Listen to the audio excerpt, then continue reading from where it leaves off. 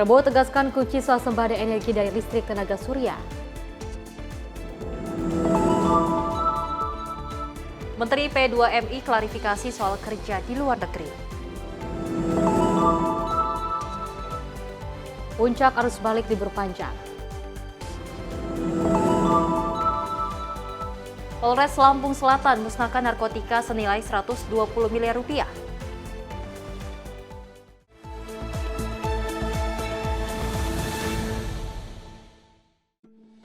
Halo, selamat malam pemirsa Simpo TV. Selamat malam Sally. Selamat malam Festi. Apa kabar malam hari ini?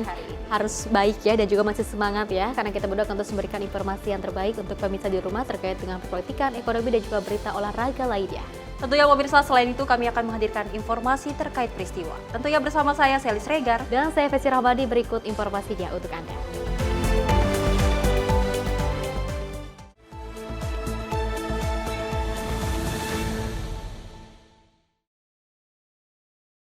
Pemirsa, kita awali dengan berita utama. Presiden Prabowo Subianto menegaskan bahwa listrik tenaga surya adalah kunci swasembada energi dan bergantung pada pengembangan baterai. Dan Presiden Prabowo Subianto optimistis Indonesia bisa mencapainya dalam 5 hingga 7 tahun melalui kerjasama dan pengelolaan sumber daya yang tepat. 5 tahun, paling lambat 6 tahun, 7, kita bisa swasembada energi. Saat menghadiri peresmian ekosistem industri baterai kendaraan listrik terintegrasi di Karawang, Jawa Barat pada Minggu 29 Juni 2025, Presiden RI Prabowo Subianto menegaskan bahwa listrik tenaga surya menjadi salah satu kunci utama dalam mewujudkan swasembada energi nasional. Menurutnya, listrik dari tenaga surya sangat bergantung pada pengembangan teknologi baterai. Prabowo menyatakan bahwa Indonesia memiliki potensi besar untuk mencapai swasembada energi dalam waktu singkat, yakni dalam 5 hingga 7 tahun. Ia menekankan pentingnya pengelolaan sumber daya alam secara bijak dan kerjasama dengan mitra global untuk menciptakan energi terbarukan yang ramah lingkungan. Salah satu nanti jalan kita menuju swasembada energi adalah listrik dari tenaga surya. Dan listrik dari tenaga surya, ya kuncinya adalah baterai. Dari sini kita bisa menghasilkan energi terbarukan dan ramah lingkungan yang dicita-citakan seluruh dunia. Saya diberitahu oleh para pakar bahwa bangsa kita ini sungguh-sungguh bisa swasembada energi. Dan hitungan saya tidak lama. 5 tahun, paling lambat 6 tahun, 7, kita bisa swasembada energi. Dalam sambutannya, Prabowo Subianto juga menyampaikan apresiasi atas dukungan dari berbagai pihak, termasuk mitra internasional seperti KALT dan juga Tiongkok. Ia menilai kerjasama regional sangat penting, terutama di tengah kondisi dunia yang penuh konflik, untuk menjaga stabilitas dan perdamaian kawasan. Kerjasama ini saya kira adalah sangat penting dan menguntungkan semua pihak. Di tengah dunia penuh konflik, kawasan kita penuh perdamaian. Tim redaksi Simpo TV melaporkan. Selain itu pemirsa, Presiden Prabowo Subianto minta percepat hilirisasi industri untuk memenuhi harapan rakyat akan kemajuan yang cepat. Dan ia juga tekankan pentingnya kerjasama dengan Tiongkok dalam pengembangan energi ramah lingkungan.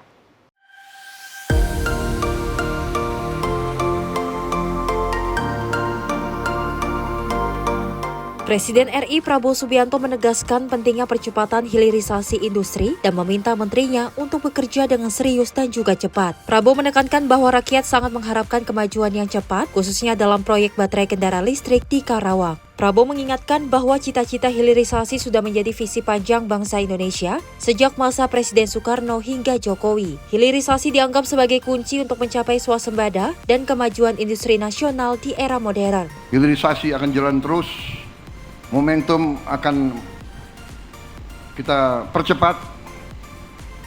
Kita mau bergerak cepat, rakyat menuntut, mengharapkan kemajuan cepat. Cita-cita hilirisasi sudah sangat lama. sudah sangat lama, dari sebenarnya Presiden Republik Indonesia yang pertama, dari Bung Karno sudah bercita-cita hilirisasi. Dan presiden-presiden kita selanjutnya juga bercita-cita dan melaksanakan hilirisasi. Melaksanakan. Dan terakhir, pendahulu saya, Presiden Republik Indonesia yang ke-7, Pak Joko Widodo, lebih menekankan pentingnya hilirisasi dan memulai secara nyata program hilirisasi di era sekarang, di era abad ke-21 ini. Di sisi lain, Prabowo juga menyoroti pentingnya kerjasama internasional, terutama antara Indonesia dan Tiongkok dalam mengembangkan energi terbarukan yang ramah lingkungan. Ia menyebut kolaborasi ini sebagai terobosan besar yang patut diapresiasi. Dari Tiongkok, kita bisa bekerja sama dengan program yang menurut saya ini termasuk bisa dikatakan kolosal, bisa dikatakan terobosan luar biasa. Dari sini kita bisa menghasilkan energi terbarukan dan ramah lingkungan yang dicita-citakan seluruh dunia. Dalam acara peresmian, Presiden Prabowo didampingi Menteri ESDM Bahlil Lahadalia, Seskap Teddy Indrawijaya, serta sejumlah pejabat dan tokoh penting lainnya. Tim redaksi Simpo TV melaporkan. Pemirsa, pekerja di Kabupaten Karawang memuji kepemimpinan Prabowo yang dinilai berhasil menarik banyak investasi asing ke Indonesia. Hal ini membuat lapangan pekerjaan lebih banyak guna menunjang pembangunan ekonomi nasional.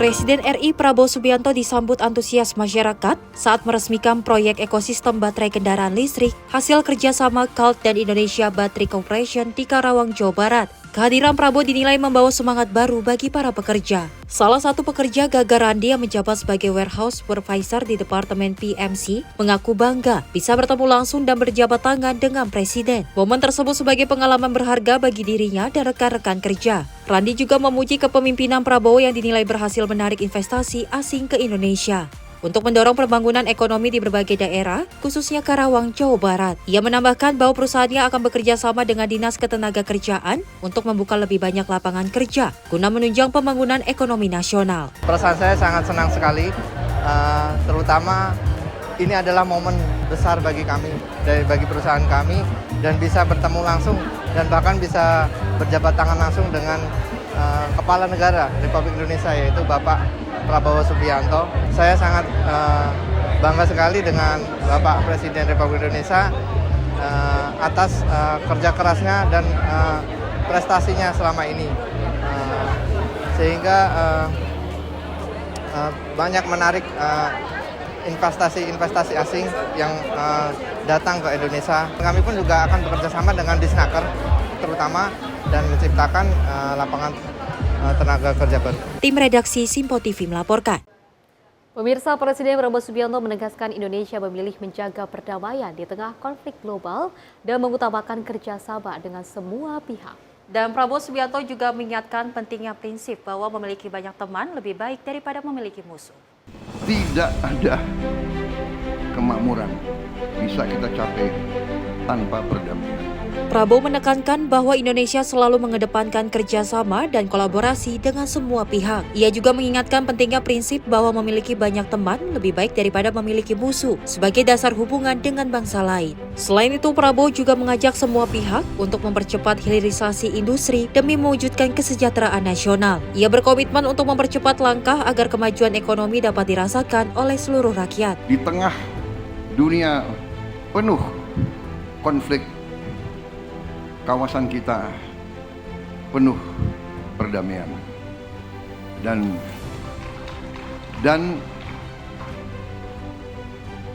tidak ada kemakmuran bisa kita capai tanpa perdamaian. Dan Indonesia selalu memilih kerjasama, selalu memilih kolaborasi, selalu memilih jalan tengah. Terima kasih sekali lagi. Hilirisasi akan jalan terus, momentum akan kita percepat. Kita mau bergerak cepat, rakyat menuntut, mengharapkan kemajuan cepat. Tim redaksi Simpo TV melaporkan. Dari Menteri Luar Negeri Sugiono, pemirsa menegaskan bahwa posisi Indonesia saat ini menolak segala bentuk penjajahan. Dan tentunya pemirsa menurutnya hal ini sesuai dengan komitmen Prabowo Subianto saat dilantik menjadi presiden untuk selalu terlibat aktif dalam menciptakan perdamaian di dunia.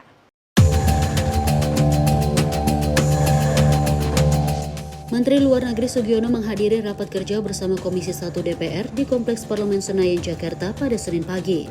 Dalam rapat tersebut, Sugiono menegaskan bahwa posisi Indonesia saat ini menolak segala penjajahan di atas dunia sesuai yang tercantum dalam konstitusi. Dirinya juga menyebut hal itu sesuai dengan komitmen Prabowo Subianto pada saat dilantik menjadi presiden dalam menciptakan perdamaian dunia. Oleh karena itu, ia mengatakan pihaknya akan berpegang teguh dengan prinsip dan asas-cita Presiden Prabowo Subianto. Bahkan pemerintah mengecam keras atas perbuatan dia menyerang fasilitas nuklir di sejumlah wilayah negara Iran. Dalam menyikapi situasi yang terus berkembang ini, Indonesia memposisikan diri jelas seperti yang tercantum di dalam konstitusi kita bahwa Indonesia menolak segala bentuk penjajahan di atas dunia dan Indonesia akan selalu terlibat aktif dalam usaha-usaha menciptakan perdamaian dunia. Posisi ini juga ditegaskan lagi oleh Bapak Presiden Prabowo pada saat pelantikan beliau di gedung yang terhormat ini, bahwa Indonesia akan memposisikan diri sebagai negara tetangga yang baik dan akan menjalankan politik bertetangga baik dengan semua tetangga-tetangga, baik immediate yang langsung berbatasan dengan kita, intermediate ataupun tetangga yang jauh. Karena ini juga merupakan bagian dari survivability bangsa Indonesia. Kita ingin menjadi bagian dari sebuah kerjasama besar di dunia ini, karena kita juga punya tanggung jawab yang besar kepada masyarakat, kepada rakyat Indonesia. Oleh karena itu, upaya-upaya yang dilakukan oleh Kementerian Luar Negeri dalam menjalankan kebijakan luar negerinya selalu berpegang pada langkah-langkah, pada prinsip-prinsip tersebut. Indonesia sudah menyampaikan bahwa kita mengutuk serangan apapun yang melanggar kedaulatan negara manapun, khususnya yang terjadi kemarin yang dilakukan oleh Israel yang merupakan pelanggaran terhadap wilayah dan kedaulatan suatu negara. Kemudian kita juga mengecam penyerangan yang dilakukan terhadap instalasi nuklir, karena hukum internasional telah jelas-jelas mengatur bahwa instalasi nuklir tidak boleh dilakukan, tidak dapat dijadikan sasaran karena resiko terhadap keamanan manusia dan lingkungan hidup.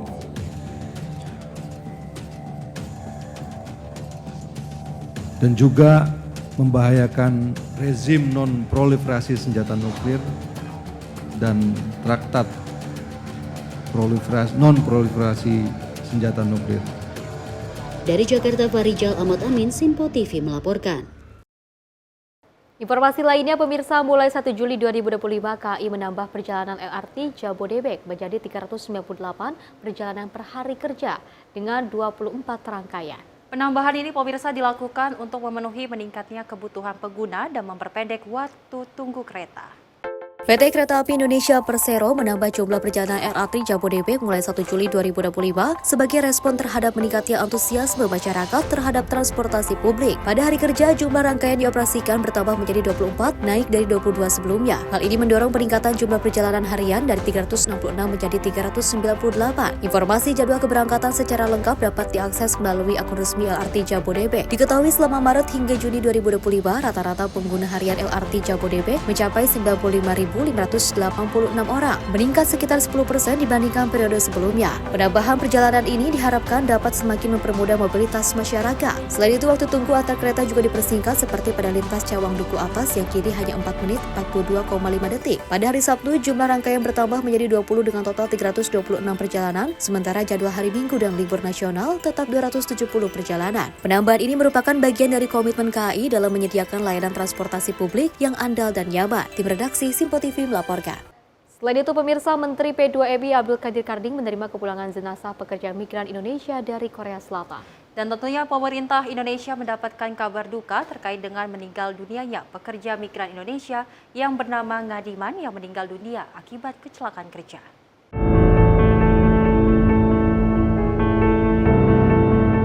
Ngadiman bekerja di pabrik BM Metal, Cinegu, Korea Selatan, namun ia ditemukan meninggal dunia pada Rabu pagi oleh salah seorang rekan kerjanya ketika hendak membersihkan sumbatan pada mesin konveyor. Ngadiman sempat dilarikan ke rumah sakit Shin Hae-yeon-si menggunakan ambulans, namun nyawanya tidak dapat tertolong. Saat ini pemerintah Indonesia masih terus melakukan pengawalan terhadap kasus kecelakaan kerja yang menimpa Ngadiman dan perusahaan tempat ia bekerja sedang diselidiki oleh kepolisian setempat. Hari ini saya sengaja menjemput kepulangan saudara kita yang bernama Ngadiman yang bekerja dengan skema G2G di Korea dan mengalami kecelakaan kerja tanggal 25 Juni kemarin di Korea. Untuk kecelakaan kerjanya adalah ada sumbatan dan korotan yang ada di konveyor, kemudian tangannya tertarik, satu akhirnya ikut badannya tertarik dan walhasil kemudian tidak bisa diselamatkan setelah dibawa ke rumah sakit di Cirebon dan hari ini dikembalikan. Intinya kami pemerintah Republik Indonesia yang pertama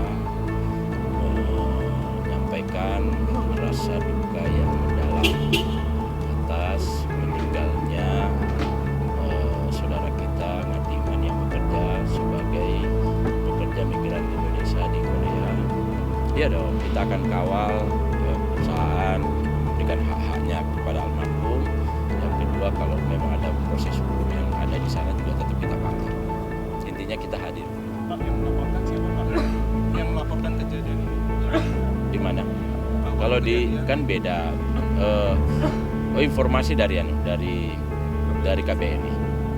Jenazah Ngadiman akan dipulangkan kepada keluarganya yang berada di Cilacap secara langsung setelah tiba di Bandara Soekarno-Hatta pada Minggu sore. Menteri Abdul Qadir berjanji seluruh proses administrasi hingga pengawalan penyelidikan yang sedang berjalan di Korea Selatan akan terus dikawal pemerintah. Dari Tangerang, Banten, Tio Balau, Dava Rizkiano, Simpo TV melaporkan. Dari Menteri Koordinator Bidang Pembangunan Manusia dan Kebudayaan Agus Harimurti Yudhoyono meninjau langsung program penyediaan hunian terjangkau di Brasil. Program ini dinilai inspiratif dalam menjawab kebutuhan perubahan masyarakat berpenghasilan rendah. Tentunya pemirsa, kunjungan ini diharapkan membuka peluang kerjasama strategis antara Indonesia dan juga Brasil, khususnya dalam pengembangan kota yang inklusif, berkelanjutan, dan juga ramah lingkungan.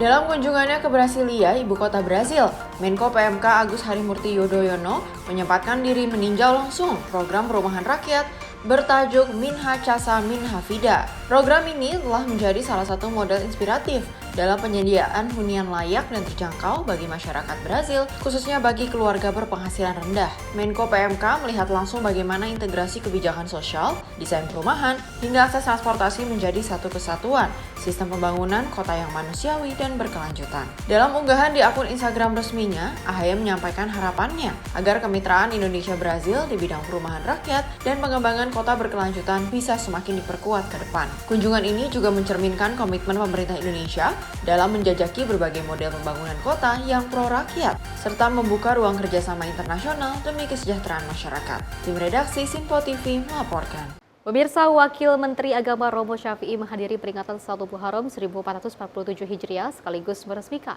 perluasan Masjid Darussalam di Kota Wisata Bogor, Jawa Barat pada Minggu 29 Juni 2025.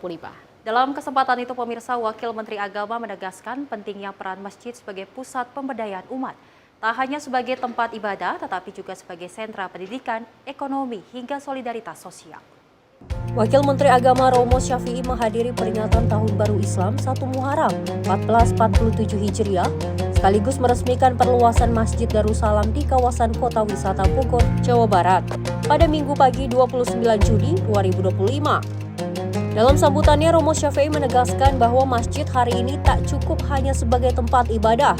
Lebih dari itu, masjid harus mampu memberikan dampak nyata bagi umat, baik dalam bidang ekonomi, pelayanan kesehatan, pendidikan, maupun solidaritas sosial. Perluasan Masjid Darussalam ini diharapkan mampu menjawab kebutuhan masyarakat sekitar akan ruang spiritual dan sosial yang lebih luas. Baca sejarah tentang masjid sejak mulai zaman Rasulullah, zaman sahabat, sampai kepada yang terakhir Khalifah Utsmani. Masjid bukan hanya untuk tempat ibadah makhluk. Ini adalah tempat pembinaan akidah umat, pembinaan pemahaman keilmuan umat, tempat pengembangan kemampuan di bidang ekonomi, di bidang politik, dan di bidang yang lain. Dan tentu di dalamnya ada klinik dan juga pelayanan sosial. Sehingga umat Islam yang sedang resah itu akan bahagia datang ke masjid. Umat Islam yang butuh bantuan modal usaha, dia akan datang ke masjid. Umat Islam yang punya kemampuan intelektual tapi kurang biaya, dia akan datang ke masjid. Dan umat Islam yang tidak sehat, butuh pelayanan kesehatan tapi tidak punya kemampuan, dia juga melirik masjid sebagai tempat dia mendapatkan pelayanan. Wamenak juga menyampaikan harapannya agar masjid menjadi pusat kebaikan yang makmur dan dimakmurkan, serta mampu menjadi cahaya penerang bagi lingkungan sekitar. Turut hadir dalam kegiatan ini Ketua MPR RI, Haji Ahmad Muzani, Kepala BPH RI, Haji Muhammad Irfan Yusuf Hashim, Gubernur Jawa Barat Haji Dedi Mulyadi, dan Bupati Bogor, Haji Rudi Susmanto bersama para tokoh masyarakat lainnya. Tim redaksi Sinpo TV melaporkan. Pemirsa, 600 personel gabungan patroli jaga keamanan Kota Bandung. Informasinya usai jeda berikut ini.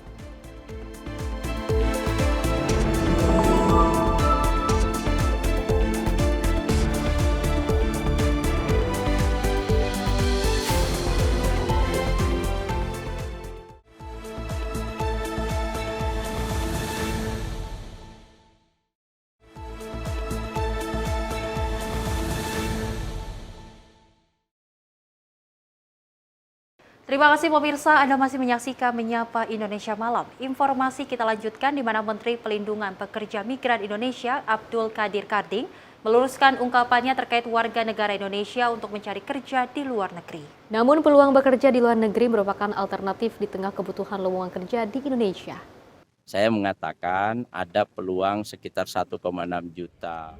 Menurut Karding, jika bekerja di luar negeri, selain memperoleh gaji yang besar, juga ada investasi sumber daya manusia seperti transfer knowledge.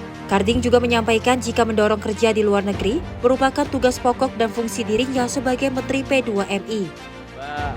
Mempengaruhi mahasiswa, tidak ada pernyataan mengusir atau memaksa masyarakat bekerja di luar negeri. Saya mengatakan ada peluang sekitar 1,6 juta job order, dan ini kesempatan bagi mahasiswa dan masyarakat untuk mengisi ini, karena bekerja di luar negeri itu selain gajinya besar, yang kedua juga ada investasi sumber daya manusia istilah saya. Ada transfer knowledge, ada pengalaman yang bertambah, ada transfer skill, ada jaringan yang biasa dibangun di era global seperti ini. Nah, saya ngomong bahwa silakan Anda mendorong bekerja ke luar negeri sesuai tupoksi saya. Tupoksi saya itu kalau menurut peraturan yang ada, Perpres yang ada, bahwa tugas saya 2, melindungi pekerja migran Indonesia dan menempatkan pekerja migran yang berkualitas ke luar. Jadi kalau saya ngomong kemudian silakan bekerja, itu memang tugas saya, bahwa di dalam negeri bukan berarti tidak ada lapangan pekerjaan, bukan berarti pemerintah tidak berusaha membuka lapangan kerja. Ada MBG, ada koperasi, ada investasi, ada banyak. Lebih lanjut, Kadin menegaskan lowongan pekerjaan di dalam negeri bukan berarti tidak ada, malah banyak yang tersedia. Bahkan jika berdasarkan informasi dari Ketua Dewan Ekonomi Nasional Indonesia, Luhut Binsar Panjaitan, terdapat 67.000 lowongan pekerjaan sampai akhir tahun. Dari Jakarta, Dio Malau, Dava Rizkiano, Simpo TV melaporkan. Pemirsa, politisi fraksi Partai Keadilan Sejahtera Kurniasi Mufidayati resmi menjadi Wakil Ketua Komisi 10 DPR RI pada Kamis 26 Juni 2025. Pergantian tersebut disahkan oleh Wakil Ketua DPR RI Cucun Ahmad Samsurizal di Gedung Nusantara 1 DPR RI Senayan, Jakarta. Politisi fraksi Partai Keadilan Sejahtera Kurniasi Mufidayati resmi menjadi Wakil Ketua Komisi 10 DPR RI menggantikan pimpinan sebelumnya dari fraksi yang sama, Mahfud Abdurrahman. Pergantian tersebut disahkan oleh Wakil Ketua DPR RI Cucun Ahmad Syamsurijal di Gedung Nusantara 1 DPR RI Senayan, Jakarta pada Kamis 26 Juni 2025. Terlebih saat ini DPR RI dan pemerintah sedang berada pada siklus pembahasan Rencana Kerja dan Anggaran Kementerian Lembaga (RKAKL). Cucun juga menekankan anggaran pendidikan menjadi salah satu prioritas utama Komisi 10. Ia pun mengapresiasi upaya keras Komisi 10 dalam memperjuangkan hak-hak rakyat utamanya terkait anggaran pendidikan. Seperti adanya terobosan-terobosan panitia kerja perguruan tinggi kementerian lain atau lembaga atau panja PTKL dan juga memberikan perhatian khusus untuk pendidikan di wilayah 3T. Dan ini kan hal yang biasa ya, karena kewenangannya ada di praksinya masing-masing semua. Kewenangan penuh dari partai, mengutus orang, dan ini bukan orang baru juga Bu Kurniasi, lebih memahami bagaimana cara ngelit di komisi, bagaimana beliau juga representatif dari fraksinya. Harapan saya Komisi 10 lebih solid, kemudian juga bagaimana target-target 3 fungsi dari mulai, apalagi sekarang di siklusnya adalah sudah mulai ke RKAKL, sehingga dalam pembahasan tidak ada menjadi kendala, semua bisa berjalan sesuai dengan target. Bagaimana perjuangan DPR memperjuangkan aspirasi dari publik, dari rakyat, dan bisa dituangkan dalam sebuah kebijakan yang diambil nanti menjadi KMPPKF dalam nota keuangan yang akan disampaikan oleh Presiden tanggal 16 dan menjadi. Maka saat ini Hetifah Saifudian tetap menjadi Ketua Komisi 10 dan Wakil Ketuanya ialah Mei Esti Wijayati, Himatul Alia, Hadrian Irfani, serta Kurniasi Mufidayati. Tim redaksi Simpo TV melaporkan.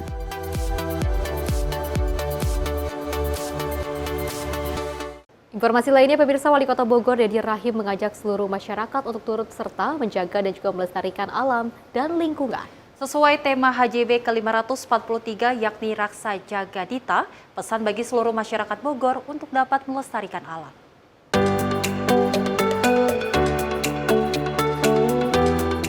Wali Kota Bogor Dedi Rahim mengajak seluruh masyarakat untuk turut serta menjaga dan melestarikan alam dan lingkungan. Hal itu ia sampaikan dalam sambutan pada acara helaran yang sekaligus menjadi acara penutup dari seluruh rangkaian Hari Jadi Bogor. Dedi menambahkan keberlangsungan serta kelestarian alam harus menjadi perhatian semua elemen masyarakat, sesuai tema HJB ke-543 yakni Rasa Jaga Dita. Untuk itu dengan tegas Dedi meminta kepada seluruh masyarakat, khususnya masyarakat Kota Bogor, mulai hari ini dan seterusnya harus bisa menjaga dan melestarikan alam dan lingkungan sekitar. Raksa Jaga Dita sebagai pesan kuat bagi seluruh masyarakat Bogor untuk dapat melestarikan alam, terlebih identitas serta filosofi masyarakat Bogor yang dapat dipahami sekarang, yaitu dinukiwari ngancik nubirahi sejak ayuna sempurun jaga. Tema dari Hari Jadi Bogor yang ke-543 adalah Raksa Jaga Dita. Keberlangsungan serta kelestarian alam menjadi perhatian kita semua. Oleh karena itu, sekali lagi, saya meminta kepada semua masyarakat Kota Bogor, mulai hari ini ke depan, jaga dan lestarikan alam lingkungan kita. jaga aliran-aliran sungai kita, jaga udara kita agar tetap bersih, jaga masa depan rakyat, masa depan generasi muda Bogor agar mereka bisa menikmati alam seperti yang kita nikmati hari ini. Nukiwari Rancik Nubiari sejak ayeuna saberejaga. Tim redaksi Simpo TV melaporkan. Pemirsa, Gubernur DKI Jakarta Pramono Anung berharap ajang Jakarta International Marathon dapat menjadi destinasi wisata olahraga di Jakarta agar bisa menarik wisatawan, terutama para pelari. Dan ia mengatakan bahwa pemerintah Provinsi DKI Jakarta menjadikan Jakip sebagai destinasi wisata olahraga yang berada di daerah itu.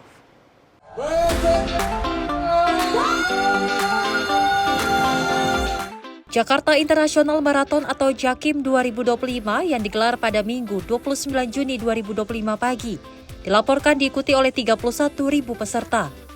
Gubernur Jakarta Pramono Anung menyatakan peserta berasal dari dalam dan luar negeri. Pramono menilai banyaknya jumlah peserta menunjukkan antusiasme pelari maraton terhadap pelaksanaan JAKIM 2025 begitu besar. Antusiasme pelari pun dinilai turut melarisi hotel dan UMKM di Jakarta. Adapun peserta JAKIM dilaporkan telah berkumpul di kawasan Monumen Nasional atau Monas sejak dini hari. Maraton ini secara resmi dimulai pada pukul 5:15 waktu Indonesia Barat dari Silang Barat Laut Monas dengan titik finish di kawasan Gelora Bung Karno. Pramono Anung berharap JAKIM 2025 dapat menjadi destinasi wisata olahraga di Jakarta. Ajang maraton ini diharapkan bisa menarik wisatawan, terutama dari kalangan pelari. Saya berharap ini menjadi semacam destinasi untuk orang berwisata olahraga ke Jakarta. Karena begitu banyak yang datang dari mana-mana ke Jakarta hanya untuk ikut ini. Bahkan yang tidak bisa mendapatkan kesempatan untuk lari pun mereka datang ke Jakarta untuk ini. Kami ingin bahwa maraton ini berjalan dengan baik, antusiasme yang luar biasa, dan yang tidak diduga adalah dengan penutupan itu membuat semua hotel di sepanjang jalan menjadi laku. UMKM-nya juga hidup, dan saya berharap mudah-mudahan tahun depan bisa naik kelas. Jakarta menjadi destinasi olahraga, Jakarta lebih sehat, Jakarta betul-betul menjadi tempat yang fun bagi siapa saja. Jadi saya bergembira bahwa Jakarta betul-betul bisa memberikan tempat orang untuk bergembira, lari, dan sebagainya. Selamat menikmati. Untuk itu Pemprov DKI Jakarta mendukung penuh ajang lari maraton yang digelar setiap tahun agar dapat dijadikan wisata yang olahraga di Jakarta. Ajang lari maraton yang diselenggarakan oleh Pemprov DKI Jakarta bekerja sama dengan Bank Tabungan Negara atau BTN berlangsung meriah. Tim redaksi Simpo TV melaporkan. Pemirsa, Menteri Perlindungan Pekerja Migran Indonesia Abdul Qadir Karding memperkenalkan konsep Migran Center sebagai layanan terpadu untuk peningkatan kompetensi calon pekerja migran Indonesia. Tentunya pemirsa, Karding menuturkan program ini diharapkan dapat menjadi model kolaboratif dengan Pemda dan juga kampus untuk mendorong penempatan tenaga kerja yang aman dan terstandar. Menteri Perlindungan Pekerja Migran Indonesia Abdul Qadir Karding mengungkapkan Migran Center adalah konsep layanan terpadu yang menggabungkan informasi kerja, pelatihan vokasi, soft skill, pelatihan bahasa, hingga sertifikasi dalam satu lokasi yang terintegrasi. Karding menjelaskan nantinya dalam penerapannya, Migran Center tidak dibangun dari nol, melainkan melalui kerjasama dengan Pemda, kampus, atau instansi yang memiliki gedung tidak terpakai. Karding menilai model kolaborasi ini dinilai lebih efektif serta efisien diimplementasikan. Jadi alhamdulillah ya, Migran Center, saya menggagas satu konsep yang namanya Migran Center. Migran Center ini adalah layanan terpadu untuk vokasi. Jadi di situ ada informasinya, ada pelatihan skillnya, ada pelatihan soft skillnya, bahasanya, ada pelatihan, ada sertifikasinya. Jadi ini terintegrasi menjadi satu di situ. Sudah dibangun satu, apa akan ada? Kita nggak bangun, kami hanya kerjasama. Karena banyak gedung yang tidak dipakai oleh Pemda, ada gedung yang tidak dipakai oleh kampus, sekolah. Itu yang kita kerjasama. Konsepnya akan ada banyak atau satu? Oh, harus banyak nanti. Siapapun yang mau, Pemda misalnya merasa itu penting. Misalnya kayak kemarin saya ke Sumut itu, Mas Bobi pengen, di Lampung pengen, di Banten pengen, gubernurnya. Kalau di kampus-kampus rata-rata kampus juga pengen.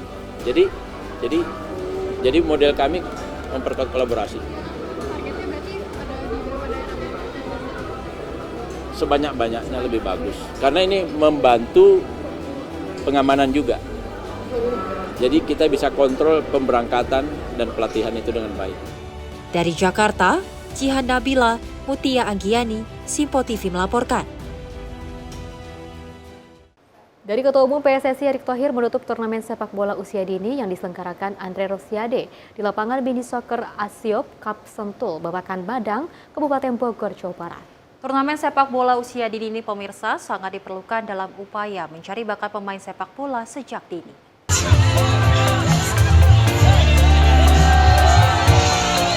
Sedikitnya 36 tim klub sepak bola usia dini dari 9, 10, 11 tahun bertanding di turnamen Andre Rosiade Cup 2025 di lapangan mini soccer Asio Cup, Sentul Babakan Madang, Kabupaten Bogor, Jawa Barat. Ketua Umum PSSI Erick Thohir mengatakan turnamen sepak bola usia dini sangat diperlukan dalam upaya mencari bakat pemain sepak bola sejak dini. Mendukung Andre Rosiade sebagai inisiator turnamen tersebut, mereka akan terbiasa berkompetisi, skill dan mental, serta kekompakan tim.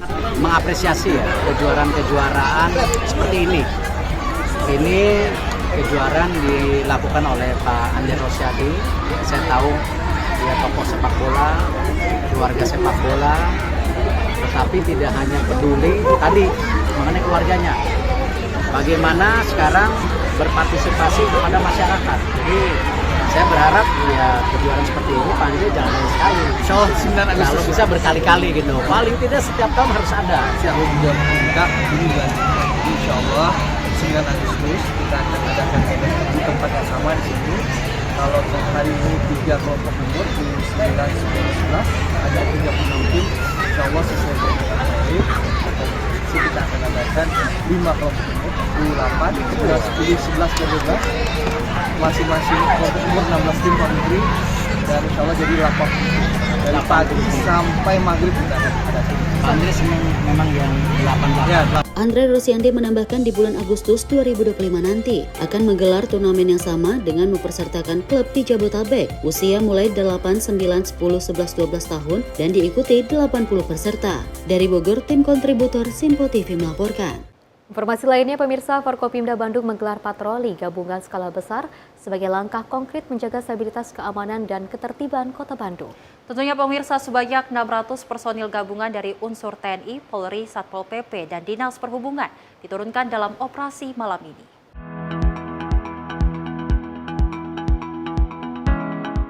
Wali Kota Bandung Muhammad Farhan menyebut patroli ini menjadi penegas bahwa Kota Bandung tidak memberi ruang bagi aksi premanisme dan kekerasan jalanan.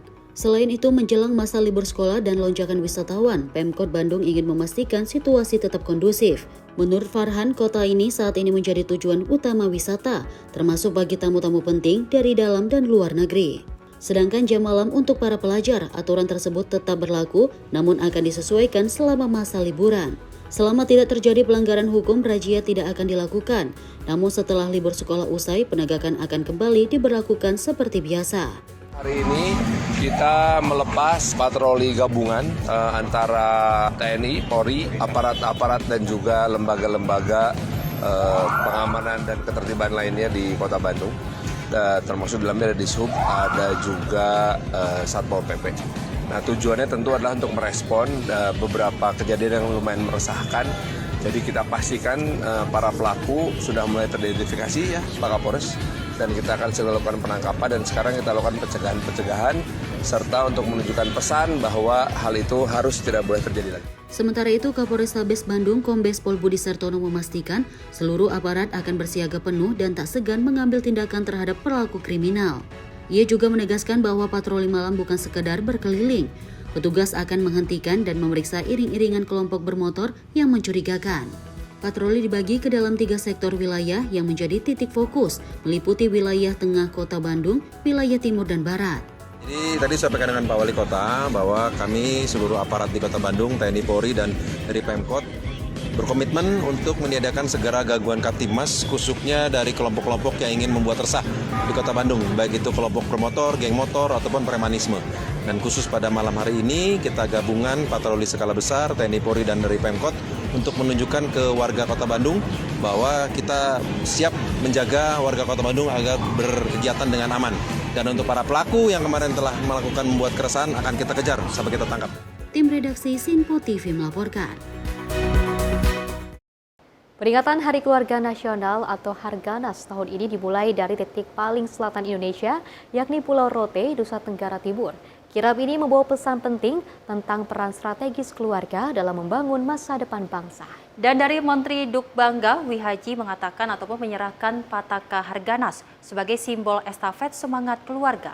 Dari rumah ke rumah, dari desa ke desa, pesan ini akan dikirap ke seluruh penjuru NTT sebagai pengingat bahwa keluarga adalah pondasi menuju Indonesia Emas 2045. Apa kabar? Saya serahkan bendera Pataka untuk bisa dikelilingkan di seluruh penjuru NTT, khususnya di Rote hari ini, dan nanti kita tunggu sampai di Jakarta. Siap, ditindaklanjuti. Terima kasih. Peringatan Hari Keluarga Nasional ke-31 tahun ini dimulai dari ujung selatan Nusantara Pulau Rote, Nusa Tenggara Timur. Di tanah paling selatan Indonesia ini, Menteri Dukbangga Wihaji memulai kirap Harganas bersama Wakil Gubernur NTT Johannes Asadoma dan Bupati Rote Endau Paulus Henu. Dalam momentum sakral ini, Wihaji menyerahkan Pataka Harganas kepada Kepala Perwakilan BKKBN Provinsi NTT. Sebuah simbol estafet semangat membangun keluarga Indonesia yang akan dikirap ke berbagai pelosok desa dan pulau di NTT. Kirap ini bukan sekedar acara seremonial, melainkan pengingat bahwa pondasi negara yang kokoh dimulai dari keluarga, dari ruang makan yang sederhana hingga nilai-nilai yang ditanamkan di setiap rumah. Dengan membawa tema keluarga berkualitas menuju Indonesia Emas 2045, kirap ini menekankan bahwa masa depan bangsa dibangun dari kekuatan unit terkecil, yaitu keluarga. Tim redaksi Sinpo TV melaporkan. Pemirsa, ritual budaya Kebon Alian kembali digelar meriah di Banyuwangi, Jawa Timur. Tradisi sakral yang telah diwariskan turun-temurun ini tak hanya menarik perhatian warga lokal, tetapi juga wisatawan mancanegara. Meski diguyur hujan, antusiasme warga dan wisatawan tidak surut. Tradisi ini menjadi bentuk syukur atas panen sekaligus doa untuk musim tanam berikutnya, dan pemerintah daerah pun menilai tradisi ini punya potensi besar sebagai kekuatan budaya sekaligus ekonomi.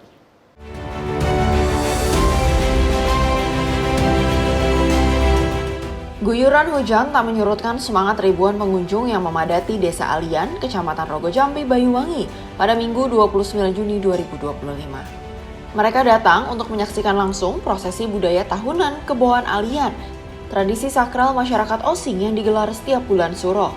Ritual ini dipercaya sebagai bentuk penghormatan kepada leluhur dan rasa syukur atas hasil panen. Sejumlah warga yang mengikuti prosesi bahkan mengalami kesurupan. Dalam kondisi trans, mereka menirukan perilaku kerbau, membajak sawah, berkubang di lumpur, hingga berjalan mengelilingi 4 penjuru desa. Suasana hikmat bercampur takjub terasa kuat. Wisatawan pun larut dalam keunikan budaya ini. Tak hanya jadi tontonan spiritual, Kebon Alian kini juga menjadi daya tarik wisata budaya yang menggerakkan perekonomian lokal. Wakil Bupati Banyuwangi, Insinyur Mujiono, yang turut hadir dalam ritual ini menyebut bahwa pelestarian budaya seperti Kebon Alian memiliki dampak nyata terhadap pertumbuhan UMKM dan geliat ekonomi desa.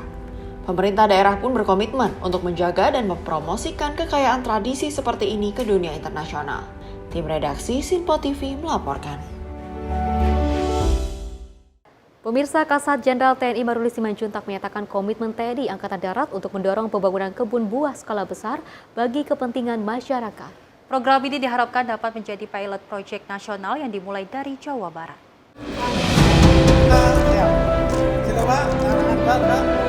Kasat Jenderal TNI Maruli Simanjuntak menegaskan akan melakukan pembangunan 1.000 hektar kebun buah di Jawa Barat. Hal ini merupakan bentuk komitmen TNI Angkatan Darat dalam memberikan dampak nyata bagi rakyat. Kasat Maruli menyatakan bahwa hingga saat ini sekitar 650 hektar kebun sudah terbangun dan berfungsi, sementara 350 hektar sisanya ditargetkan selesai dalam waktu dekat. Lebih lanjut, Kasat menyampaikan program ini tidak boleh gagal dan akan menjadi model percontohan nasional bagi provinsi lain di Indonesia.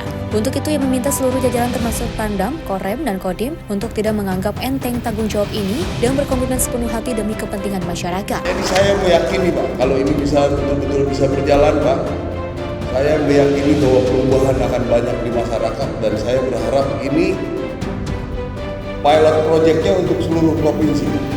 Tahun ini kita akan membuat 1.000 hektar kebun buah yang harus jadi pada tahun ini. Kita sudah punya tadi yang saya sampaikan, sekarang ada 650 Pak.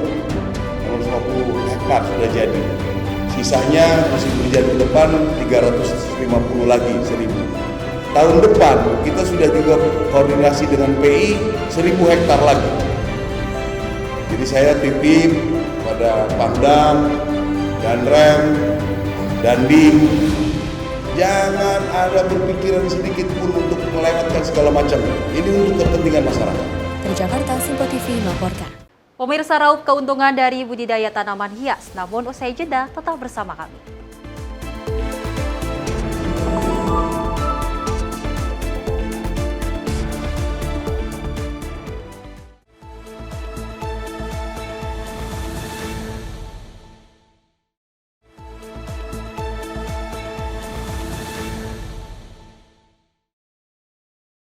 Terima kasih pemirsa, Anda masih bersama kami. Kita lanjutkan informasinya. Sebanyak 42.000 lebih penumpang tiba di stasiun KAI Daup 1 Jakarta sepanjang hari Minggu kemarin. Seiring berakhirnya masa libur 1 Muharram dan juga akhir pekan bagi para pekerja kantoran, termasuk aparatur sipil negara. Dan banyaknya warga Jakarta yang memanfaatkan libur panjang sekolah untuk berpergian keluar kota, membuat volume penumpang keluar Jakarta mencapai 39.400 lebih penumpang.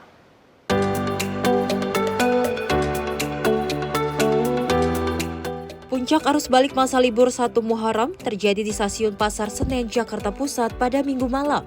Tercatat hingga Minggu malam sebanyak 42.464 penumpang dari luar Jakarta tiba di Stasiun Daop 1 Jakarta. Stasiun Senen menjadi titik stasiun terbanyak dengan jumlah kedatangan mencapai 15.000 lebih penumpang. Disusul Stasiun Gambir dan Stasiun Bekasi. Sejumlah penumpang mengaku sengaja kembali ke Jakarta pada hari ini karena besok telah kembali aktif bekerja. Momen libur panjang akhir pekan kemarin dimanfaatkan untuk berlibur keluar kota bersama keluarga tercinta. Ya memang waktunya sudah batas, ada anak yang sudah waktunya kemarin juga kerja. Memang pulang pergi atau bagaimana? Pulang pergi. Pulang pergi. Nah, Kemarin sudah direncanakan minggu ini pulang. Iya. Berapa hari Pak liburan di Jakarta? 4 hari, 5 hari ini. 4 hari. Iya. Kemana aja Pak? Sementara ke Anyer aja. Sama siapa aja Pak dia? Ada cucu-cucu, anak, istri. Barang keluarga besar apa ya? Iya. Tak hanya jumlah penumpang tiba, volume keberangkatan dari Stasiun Daop 1 Jakarta juga masih cukup tinggi, yakni mencapai 39.400 lebih penumpang. Peningkatan tersebut dikarenakan momen libur panjang sekolah yang dimanfaatkan banyak warga Jakarta untuk berlibur keluar kota atau pulang kampung halaman. KAI Daup 1 Jakarta telah melayani sebanyak 81.867 penumpang kereta api jarak jauh. Terdiri dari 39.403 penumpang berangkat dari wilayah Daup 1 Jakarta dan sebanyak 42.464 penumpang tiba atau datang di wilayah Daup 1 Jakarta. Adapun rinciannya adalah untuk keberangkatan stasiun Pasar Senen ada sebanyak 15.028 penumpang. Dilanjut Stasiun Gambir sebanyak 13.919 penumpang. Kemudian Stasiun Bekasi sebanyak 5.380 penumpang dan stasiun lainnya di wilayah Daup 1 Jakarta ada sebanyak 5.076 penumpang. Untuk rincian stasiun kedatangan antara lain Stasiun Gambir sebanyak 15.185 penumpang, kemudian kedatangan Stasiun Pasar Senen ada sebanyak 15.139 penumpang dan Stasiun Bekasi sebanyak 5.028 penumpang. Untuk lainnya datang di wilayah Daup 1 Jakarta sebanyak 7.112 penumpang. Operasi kereta api dijalankan hari ini sebanyak 76 perjalanan kereta api jarak jauh. Kemudian termasuk di dalamnya adalah 8 kereta api tambahan dengan 42 kereta api keberangkatan dari Stasiun Gambir dan 34 keberangkatan dari Stasiun Pasar Senen. Volume selama tanggal 19 sampai dengan 30 Juni 2025 total untuk keberangkatan saja sebanyak 423.638 pelanggan. Sedangkan untuk total kedatangan di wilayah Daup 1 Jakarta sebanyak 431.521 penumpang. Terhitung sejak tanggal 19 hingga 30 Juni 2025, KAI Daup 1 Jakarta telah memberangkatkan sebanyak 423.638 penumpang. Sementara untuk angka kedatangan mencapai 431.521 penumpang. Untuk melayani tingginya angka perjalanan selama masa libur panjang sekolah, PT KAI mengoperasikan sebanyak 76 perjalanan kereta, termasuk 8 kereta tambahan per hari. Dari Jakarta, Dio Malau, Simpo TV melaporkan. Tempat rekreasi Taman Impian Ancol menargetkan sebanyak 600.000 lebih pengunjung pada periode libur panjang sekolah tahun 2025. Dan kawasan Pantai Ancol masih menjadi tujuan favorit para pengunjung, diikuti dunia fantasi dan juga SeaWorld. Vice Presiden Hubungan Antar Lembaga PT Pembangunan Jaya Ancol TBK, Martua Hamdi Siregar, mengungkapkan sebanyak 37.500 total pengunjung akan ditargetkan setiap harinya selama periode libur panjang mulai 27 Juni hingga 13 Juli mendatang. Dirinya menjelaskan dari total pengunjung harian ini, secara keseluruhan akan diproyeksikan 600.000 lebih masyarakat mengunjungi Taman Impian Ancol. Untuk wahana favorit sendiri, kawasan Pantai Ancol masih menjadi primadona pengunjung, disusul dunia fantasi dan SeaWorld. Menyoroti puluhan ribu pengunjung di tiap harinya, pihak Ancol memastikan ketersediaan lahan parkir tidak mengalami peningkatan dan akan berlangsung seperti hari biasa. Adapun selain aksesibilitas, pihak Ancol juga menyediakan berbagai promo yang dibuat melalui situs web resmi Ancol dalam pemesanan di H-1 sebelum berangkat. Sepanjang periode liburan ini, Ancol juga turut menghadirkan sejumlah pertunjukan khusus di tiap unit rekreasi yang beroperasi. Selama pekan liburan, kita menyediakan event-event khusus, pertunjukan-pertunjukan di masing-masing unit. Contoh, kita di dunia fantasi itu ada event Nailong, itu pertunjukan karakter kartun, di mana itu pertunjukan 2 kali dalam sehari selama liburan anak sekolah. Ya. Di Samudra Ancol juga ada event parade animal show, dan di SeaWorld juga ada undersea camping. Di sisi pelayanan keselamatan dan keamanan, pihak Ancol memastikan tetap melakukan keseluruhan tersebut sesuai dengan standar yang ada, baik ketika padat pengunjung maupun sepi pengunjung. Dari Jakarta, Max Azizul Hakim, Simpo TV melaporkan. Untuk menciptakan momen kenangan selama libur panjang sekolah tahun 2025, Taman Impian Jaya Ancol menghadirkan karakter animasi Nailong asal China. Dan untuk dapat menikmati pertunjukan karakter animasi tersebut, pengunjung hanya cukup membayar tiket masuk dunia fantasi dan dapat menikmatinya selama 2 sesi setiap harinya. Taman Impian Ancol menghadirkan Nailong, karakter animasi asal Cina yang berada di unit rekreasi dunia fantasi, sebagai upaya menciptakan kedekatan dan memori kenangan bagi para pengunjung selama periode libur panjang sekolah tahun 2025. Penanggung jawab event dunia fantasi, Honggo Baskoro menjelaskan kehadiran karakter Nailong di Taman Impian Ancol setelah ramainya antusias warganet di sosial media ketika menyaksikan karakter tersebut. Dirinya menambahkan akses untuk menikmati pertunjukan karakter Nailong ini sudah termasuk ke dalam tiket masuk dunia fantasi, sehingga pengunjung tidak perlu membayar lagi. Pengunjung pun dapat bersuah foto bersama karakter tersebut, serta menari bersama dengan Nailong yang dipandu melalui atas panggung. Sejauh ini pengunjung yang hadir menyaksikan karakter Nailong didominasi oleh keluarga dan anak-anak. Pertunjukan ini akan berlangsung setiap harinya selama 2 sesi, yakni pukul 1 siang dan 3 sore, selama periode libur panjang sekolah, mulai 27 Juni hingga 13 Juli 2025. Oke, kalau Nailong ini kan dia sedang tren ya di media sosial ya, jadi mungkin ini adalah pilihan yang menarik nih buat para pengunjung Dufan untuk mencari hiburan baru. Mereka bisa ketemu Nailong di sini, bisa foto bareng, bisa ngedance bareng. Kalau untuk pengunjung ya, untuk penonton Nailong kita lebih ke keluarga dan anak-anak sih pada umumnya, karena emang karakter ini emang sering muncul di media sosial, terus di FYP juga sering muncul, jadi mungkin untuk keluarga dan anak lebih tepat sih. Bagi pengunjung sendiri turut mengungkapkan akan datang kembali bersama keluarganya selama periode libur panjang ini. Karena Nailong di rumah juga anak-anak banyak nonton ya, jadi ketika dia ngelihat langsung di Dufan, mungkin lumayan excited jadinya. Nanti bakal nonton lagi atau gimana? Apa cuma sekali aja kayak gitu? Mungkin nanti kita cari waktunya lagi mungkin ya. Dari Jakarta, Max Azizul Hakim, Simpo TV melaporkan. Libur panjang Tahun Baru Hijriah membuat berbagai destinasi wisata dipadati pengunjung. Taman Safari Bogor masih menjadi salah satu primadona bagi para wisatawan. Tentunya pemirsa, salah satu yang paling menarik perhatian di Taman Safari Bogor adalah pertunjukan show cowboy. Dengan menunjukkan atraksi penuh aksi dan juga adrenalin, ini menjadi favorit wisatawan.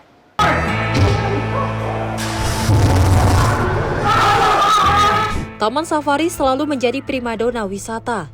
Tempat ini tak hanya menyuguhkan rekreasi, tetapi juga edukasi melalui ragam koleksi satwa dan pertunjukan menarik yang ada. Di antara berbagai atraksi yang ditawarkan, Cowboy Top Stone menjadi salah satu show paling digemari pengunjung.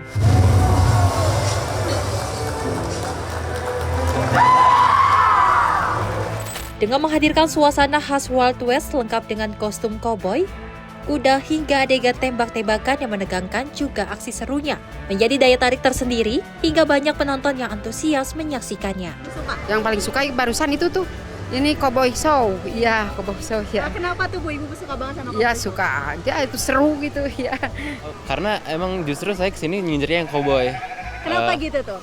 Karena emang dari dulu kecil tuh saya udah pokoknya ngincernya inilah, karena first impression dari nonton cowboy ini tuh kayak wah megah banget. Dengan beragam daya tarik yang ditawarkan, menjadikan Taman Safari sebagai destinasi wisata yang tak lekang oleh waktu.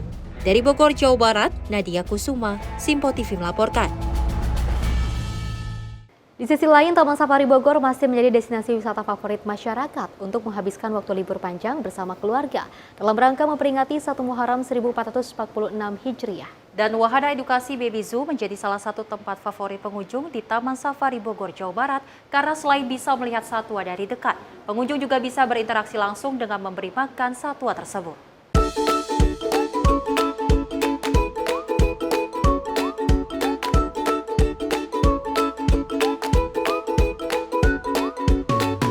Simpo TV, Taman Safari Bogor masih menjadi destinasi wisata favorit dan saat ini saya berada di salah satu destinasinya, ya ini adalah di Baby Zoo tepatnya. Dan di Baby Zoo ini para pengunjung bisa berinteraksi langsung dengan para hewan seperti saya saat ini di belakang saya ada namanya Grey Kangguru. Nah, untuk berbincang-bincang ini saya sudah bersama kipernya, yaitu Bapak siapa, boleh dikenalkan? Nama saya Agus Sigit Sejarawanto. Pak Agus ya. Oke. Pak Agus, ini boleh dijelasin nggak sih ini dia umur berapa dan asalnya dari mana, apa dari lahir dari sini, gimana? Kalau ini namanya Jordan, aslinya dari Australia. Jadi ini lahiran di sini Kak. Ini udah jadi orang Sunda. Iya, jadi namanya Jordan. Kalau yang bawah ini namanya Giselle. Giselle baru umur 6 tahun setengah sama juga umurnya. Kakak ya. Iya. Nah, ini kayaknya lapar gitu ya, apa gimana nih? Aku juga saya mau coba feeding time gitu ya sama siapa nih, Jordan nih. Jordan boleh. Oke. Ini gimana? Langsung Ya, aja. boleh. Oh, oke. Ih, lucu banget nih. Emang ini adalah kanguru grey gitu ya, kanguru abu-abu gitu ya Pak ya. Dan dari lahir ini ada di Taman Safari, memang sudah dirawat di Taman Safari Bogor dan umurnya masih 6 tahun setengah. Ini yang hamil, siapa namanya? Namanya Giselle. Oke, namanya Giselle. Oke, lucu sekali memang, tidak hanya kanguru saja, tapi di Taman Safari ini juga masih banyak sekali satwa-satwa yang dirawat di Taman Safari. Seperti tadi ada singa begitu, dan juga tadi ada burung atau di Taman Birdland seperti itu, dan juga memang banyak sekali spesiesnya ini dilepas liarkan seperti itu. Dan jadi tidak perlu khawatir bagi para pengunjung yang akan berkunjung ke Taman Safari, memang hewannya sudah dipastikan aman dan juga ramah oleh pengunjung gitu. Oke, Bapak ini kalau boleh tahu sudah berapa lama sih di Taman Safari? Ini dari tahun 2015 Kak. Dari tahun 2015. Oke, ini Bapak emang khusus untuk di Grey Kangguru atau? Kalau saya di sini saya leadernya Kak. Ada petugasnya lagi yang bertugas untuk merawat satwa ini. Jadi ini khusus kalau buat makanannya ini tiap hari makannya rumput sama biji-bijian Kak. Ada beras merah, kacang hijau, jagung pecah, terus rumput hai. Rumput hai ini juga asli dari Australia Kak. Oke, berarti makanannya emang ada yang langsung dari Australia begitu.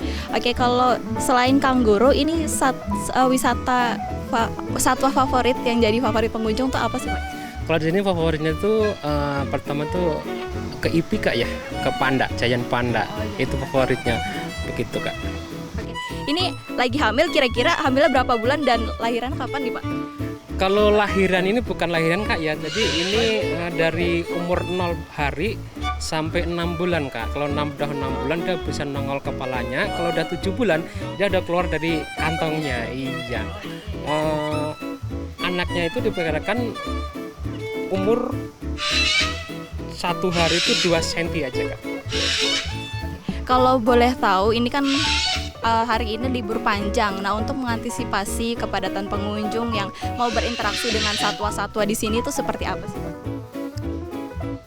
kita selalu mengimet Kak. Jadi kita kalau feeding kayak gini tidak bisa selanjutnya on time terus Kak. Jadi kalau kita kanggurnya udah kenyang ini Kak, kita harus istirahatin dulu Kak. Nggak bisa on time terus, begitu Kak.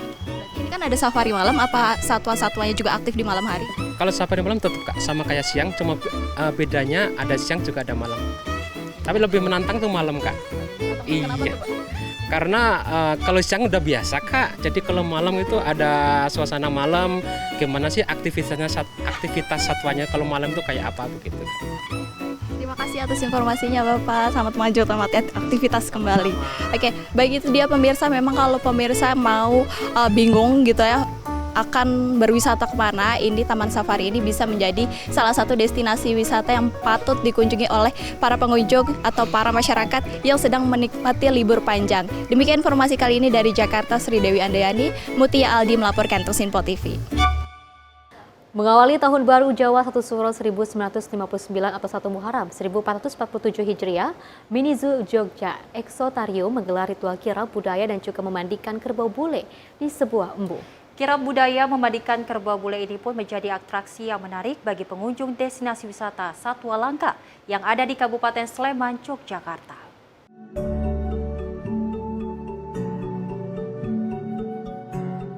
Arak-arakan bergodo atau prajurit tradisional Jawa mengiringi prosesi kirap budaya dan ritual memandikan 3 ekor kerbau bule koleksi langka Mini Zoo Jogja Exotarium di Kapanewon Melati, Kabupaten Sleman, Yogyakarta.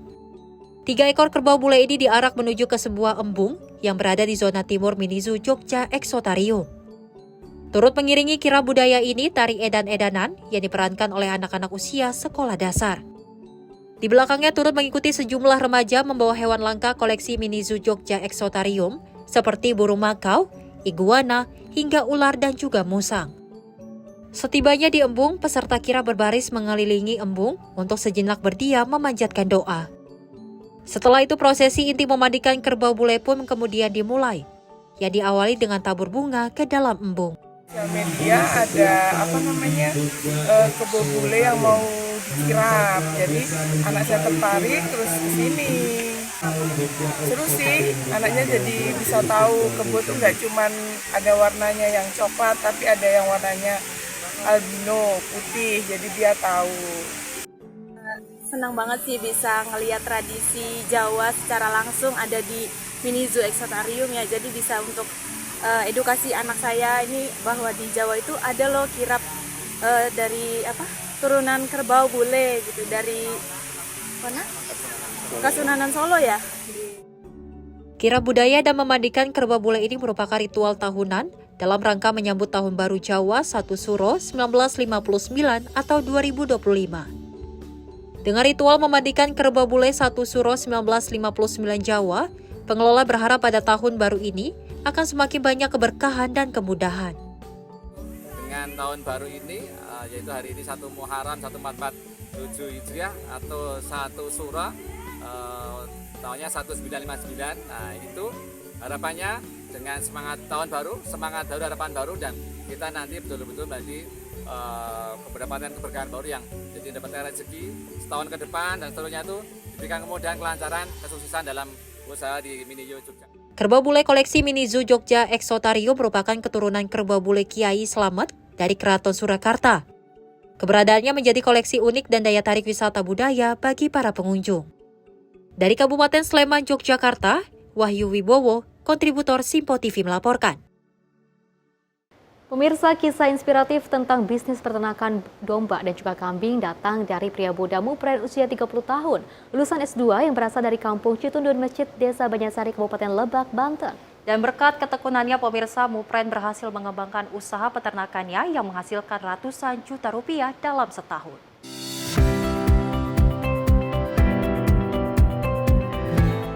Seorang pria muda lulusan S2 bernama Mupren, warga kampung Citundun Masjid, Desa Banjarsari, Kecamatan Warugunung, Kabupaten Lebak, Banten, berhasil menjawab tantangan dunia kerja dengan mengembangkan usaha peternakan domba dan kambing miliknya.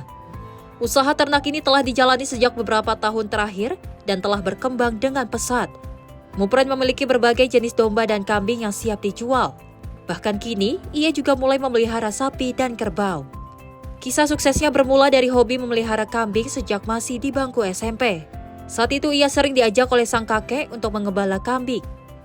Dari sanalah cintanya terhadap dunia peternakan muncul. Setelah lulus dari perguruan tinggi, Mupray memutuskan untuk menekuni dunia usaha dengan membangun peternakan domba dan kambing secara profesional. Usaha tersebut ternyata menghasilkan. Dalam setahun, omsetnya bisa mencapai ratusan juta rupiah. Sebenarnya saya suka dengan domba gitu kan, sama kambing. Karena waktu kecil SMP ya dibawa menggembala sama kakek. Menggembala sama kakek. Setelah lulus kuliah 2015-2016 tuh kuliah ya, mamang punya domba gitu kan, ngurusin domba cuma nggak bisa ngejual. Akhirnya saya iseng pasarin gitu kan, ada yang ngejual tuh, ada yang beli, maksudnya ada yang beli gitu kan. Saya ke medsos gitu kan. Nah, jalan 1 tahun, saya nyoba bikin kandang di belakang rumah orang tua. Langsung tuh sekitar 15-20 ekor tuh 1 tahun itu. Kayaknya ini prospeknya bagus gitu kan, menurut saya prospeknya bagus ya.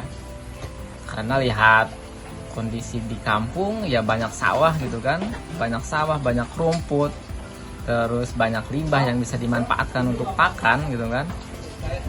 Dan setiap tahun pasti ada yang kurban gitu. Makanya saya menekuni domba gitu kan, menekuni domba sama kambing. Untuk pemasaran, dirinya mengaku menggunakan berbagai jejaring sosial. Dirinya semakin terampil dalam menggunakan media sosial seperti WhatsApp, Facebook, dan Instagram untuk menjual hewan ternaknya. Usaha yang dirintisnya ini bukan hanya memberi penghasilan bagi dirinya sendiri, namun juga memberi manfaat ekonomi bagi warga sekitar yang terlibat dalam proses peternakan. Dari Lebak, Banten, Firman Arif, Simpo TV melaporkan. Bermodalkan ketelatenan dan keterampilan khusus, orang warga di Kabupaten Pandeglang, Banten tentunya pemirsa sukses menggeluti usaha budidaya bonsai. Berkat ketekunannya, usahanya kini beromset ratusan juta rupiah.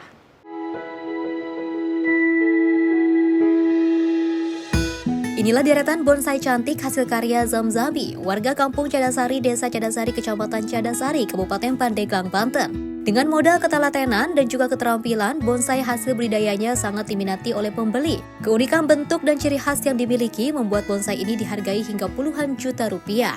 Zamzami mengakui mulai menggeluti dunia bonsai sejak tahun 2007. Dengan kemauan belajar yang tinggi, kini ia mampu membudidaya bonsai sendiri secara profesional. Saat ini Zamzami telah memiliki ratusan hingga ribuan bonsai dengan berbagai jenis, seperti bonsai anting putri, sianci, pusu batu, dan lohangsong. Untuk harga beragam mulai dari ratusan ribu hingga ratusan juta rupiah bergantung jenis, tingkat kesulitan, dan juga usia tanaman. Ketika saya kesulitan segi ekonomi itu, saya belajar dari orang bagaimana bertani. Sehingga saya diajarkan sama petani bonsai yang tadinya biasanya 1 pohon, kami cangkok, kemudian mendapatkan hasil yang lebih banyak dari 1 pohon. Kalau harga yang ada di pembudidaya saya ini ada varian dari 100.000 bahkan sampai ratusan juta rupiah ada. Untuk penjualan, sementara ini kami menggunakan teman antar teman, kemudian media sosial, kemudian Instagram kami, kemudian kelompok-kelompok tani bonsai kami, itu sudah ada. Tak hanya melalui teman ke teman, Zamzami juga aktif menjual bonsai miliknya melalui media sosial. Pembelinya bukan hanya dari dalam negeri, namun juga dari luar negeri seperti Thailand, Jepang, hingga Italia. Dari Pandeglang, Banten, Firman Arif, Simpo TV melaporkan.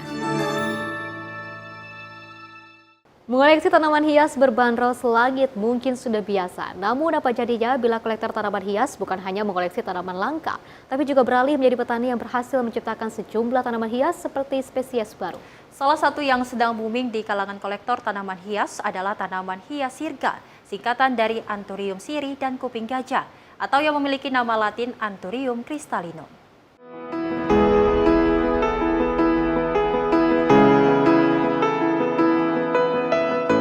Mengoleksi dan merawat tanaman hias merupakan hobi yang telah ditekuni Immanuel Franz Supriyanto sejak puluhan tahun lalu. Immanuel Franz awalnya mengoleksi tanaman hias agar sirkulasi udara di rumahnya lebih sehat. Tidak tanggung-tanggung, harga tanaman hias yang dikoleksinya mulai dari jutaan hingga puluhan juta rupiah di pasaran. Namun sejak 2 tahun terakhir, pria Parubaya ini bukan saja mengoleksi puluhan tanaman hias dengan bentuk unik dan langka, tapi juga beralih profesi menjadi petani dengan bereksperimen membudidayakan tanaman hias jenis baru melalui persilangan sejumlah jenis tanaman di greenhouse miliknya di kawasan Dalung, Kuta Utara, Badung, Bali. Proses persilangan yang dipelajari secara otodidak dilakukan dengan menyatukan serbuk sari dan lendir tanaman. Hanya saja tingkat keberhasilannya yang rendah membuat tidak semua persilangan bisa berhasil. Dari satu tangkai yang disilangkan akan menghasilkan 10 tanaman baru, hanya saja dari 10 tanaman tersebut tidak semuanya bisa berkembang. Dari persilangan itulah berhasil didapatkan sejumlah jenis tanaman hias baru yang salah satunya dinamakan sirga. Singkatan dari Anthurium, sirih, dan kuping gajah, atau yang memiliki nama latin Anthurium crystallinum. Tanaman hias sirga memiliki bentuk unik yaitu tampilan daun batang dan pohonnya yang jauh lebih besar dan berkarakter yang kuat. Ukuran daun sirga yang berwarna hijau tua bahkan bisa mencapai panjang 75 cm dengan lebar sekitar 40 cm. Dari ratusan tanaman sirga yang telah dibudidayakan, puluhan tanaman bahkan telah laku terjual ke berbagai kolektor tanaman hias di Bali maupun berbagai kota di Pulau Jawa. Untuk satu tanaman sirga berukuran mini dijual dari kisaran harga Rp500.000 hingga Rp1.000.000. Sementara yang berukuran sedang hingga dewasa dibanderol dengan harga kisaran 5 juta hingga puluhan juta rupiah. Jenisnya ya, untuk jenisnya ya kira-kira ada 10-an lah, 10 jenis. Apa aja itu diantaranya? Yang silangkan kuping gajah dengan Anthurium sirih, kemudian persilangan Anthurium sirih dengan kuping gajah ini namanya sirga disilangkan lagi dengan hokeri.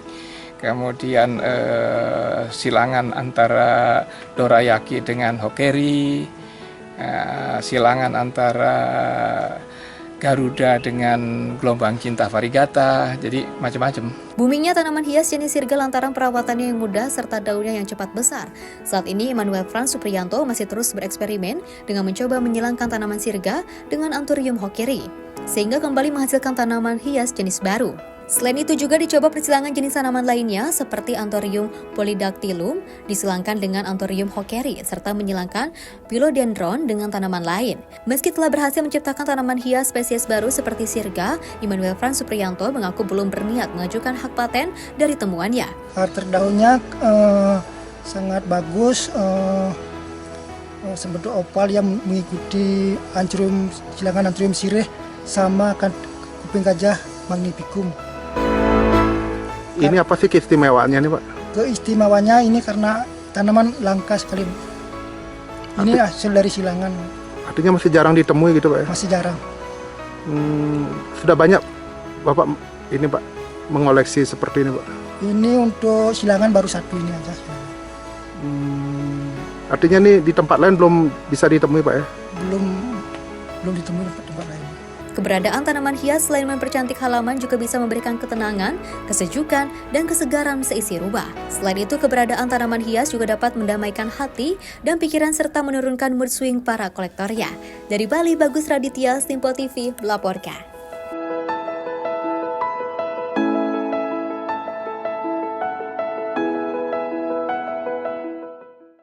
Pemirsa, 6 kampung di Garut dikepung banjir hingga longsor. Informasinya usai jeda berikut ini.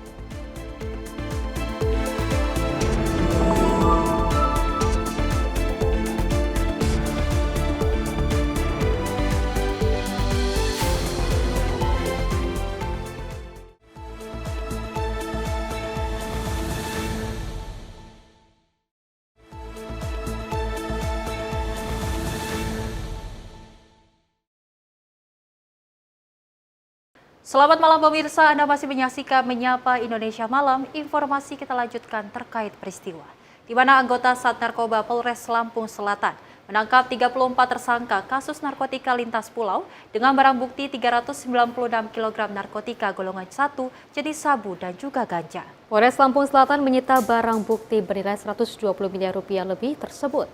Kemudian hal ini dimusnahkan dengan cara dibakar.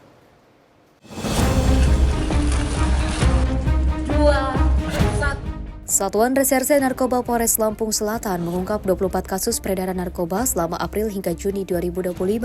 Dari pengungkapan kasus tersebut, total sebanyak 34 tersangka ditangkap, terdiri dari 33 orang pria dan 1 perempuan.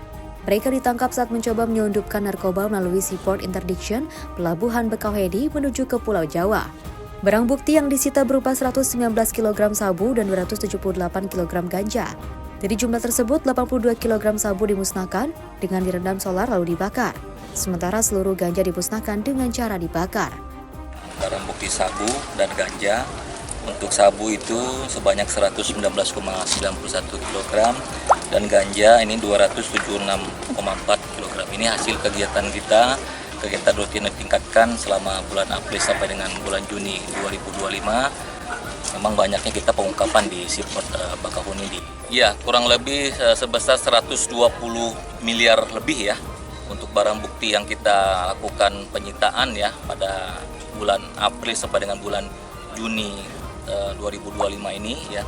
Untuk jumlah jiwa yang bisa kita selamatkan dari jumlah barang bukti yang ada kurang lebih sebanyak 578.000 jiwa ya kita bicara. Kalau jumlah tersangka semuanya Kapolres? Berapa? Kini seluruh tersangka ditahan di Mapolres Lampung Selatan dan dijerat Undang-Undang Nomor 35 Tahun 2009 tentang narkotika dengan ancaman hukuman minimal 5 tahun hingga hukuman mati. Dari Lampung Selatan, kontributor Simpo TV melaporkan. Setelah melakukan proses penyelidikan, Polsek Cikarang Utara menetapkan Samsuri, seorang pria yang berprofesi sebagai badut jalanan, sebagai tersangka pencabulan ke anak di bawah umur di Kabupaten Bekasi, Jawa Barat. Dan 2 orang korban sudah membuat laporan dan terbukti menjadi korban kejahatan seksual tersangka. Melakukan kekerasan seksual terhadap anak dengan cara mengiming-imingi uang kepada korban. Polsek Cikarang Utara menetapkan Samsuri, seorang pria yang berprofesi sebagai badut jalan, sebagai tersangka pelecehan seksual terhadap anak di bawah umur di Kampung Pulokan, Karangbahagia, Kabupaten Bekasi, Jawa Barat. Dalam proses penyelidikan ada 2 korban sudah membuat laporan dan tersangka terbukti melakukan kejahatan seksual. Menurut keterangan Kapolres Metro Bekasi Kombes Pol Mustafa, dalam menjalankan aksi bejatnya, tersangka kerap mengiming-iming korban dengan uang. Tidak hanya itu, tersangka juga memperlihatkan video adegan tidak senonoh kepada korbannya, agar para korban menuruti ajakan tersangka. Sementara tidak menutup kemungkinan masih banyak korban lain yang enggan membuat laporan kepada pihak kepolisian. Petugas kepolisian berharap para korban berani membuat laporan dan menjamin kerahasiaan identitas korban. Melakukan kekerasan seksual terhadap anak dengan cara mengimingi uang kepada korban, kemudian melakukan aksinya dengan cara memasukkan kemaluan tersangka kepada anus korban, atau bisa dibilang ya sodomi. Motif yang kita dalami ya mungkin ada kelainan seksual berkaitan dengan perilaku terhadap tersangka. Kemudian saksi ada 5 orang. Kemudian selain peristiwa tanggal 22 Juni, ternyata korban tidak ada 1 orang, korban ada 2 orang. Hasil pemeriksaan sementara terhadap 2 orang korban dengan inisial RF dan DA. Pemeriksaan sementara di kedua anus korban mengalami kekerasan seksual. Dari tangan tersangka, petugas kepolisian berhasil mengamankan barang bukti, pakaian korban, dan pakaian tersangka. Atas perbuatan tersangka akan dijerat pasal perlindungan anak tentang kekerasan terhadap anak dengan ancaman penjara paling lama 15 tahun penjara. Dari Bekasi, tim kontributor Simpo TV melaporkan. Selain itu, pemirsa, polisi menangkap 2 orang pria terduga pelaku penipuan dengan modus COD saat transaksi pembelian sepeda motor milik sepasang kekasih di kawasan Palmerah, Jakarta Barat. Dalam melancarkan aksinya, pemirsa, pelaku mengaku sebagai anggota polisi untuk mengancam korban dengan dalih menjual kendaraan bermotor tanpa dokumen yang lengkap.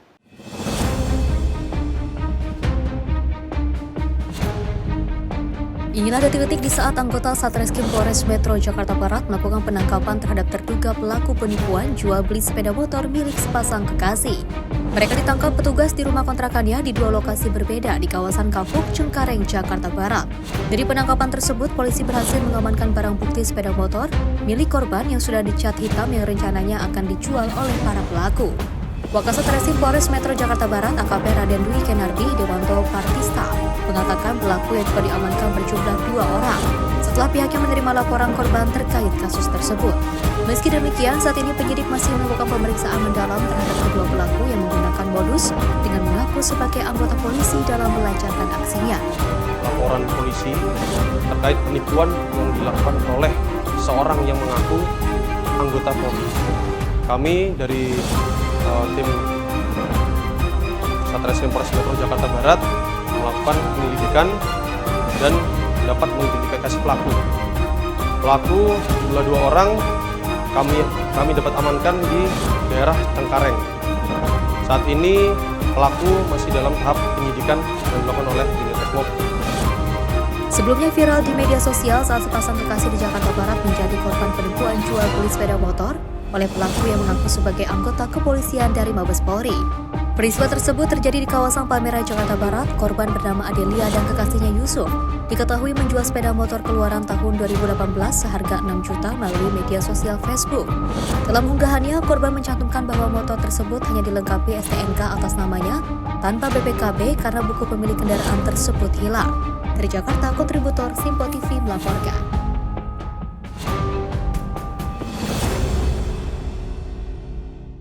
Unit Reskrim Polsek Palmerah menangkap seorang ibu muda yang tega membuang bayinya yang baru lahir di Jalan Anggrek, Kemanggisan, Jakarta Barat.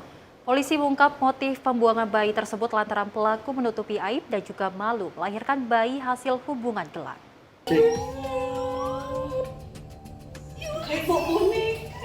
Kasus pembuangan bayi baru lahir di Jalan Anggrek, Kemanggisan, Palmerah, Jakarta Barat berhasil diungkap unit Reskrim Polsek Palmerah. Usai ditangkap di kediamannya, pelaku berinisial YAD, seorang ibu muda langsung digelandang ke ruang tahanan oleh penyidik unit PPA Polres Jakarta Barat. Kapolsek Palmerah Kompol Eko Adi menjelaskan, pengungkapan berawal dari rekaman kamera pengawas di sekitar lokasi yang mencurigai gerak-gerik pelaku yang membawa sebuah tas dan kemudian meninggalkan lokasi dengan tangan kosong. Berbekal petunjuk tersebut, pelaku yang merupakan warga sekitar pun langsung diamankan di rumahnya. Menurut Kapolsek, motif pembuangan bayi tersebut lantaran pelaku malu melahirkan anak hasil hubungan gelap.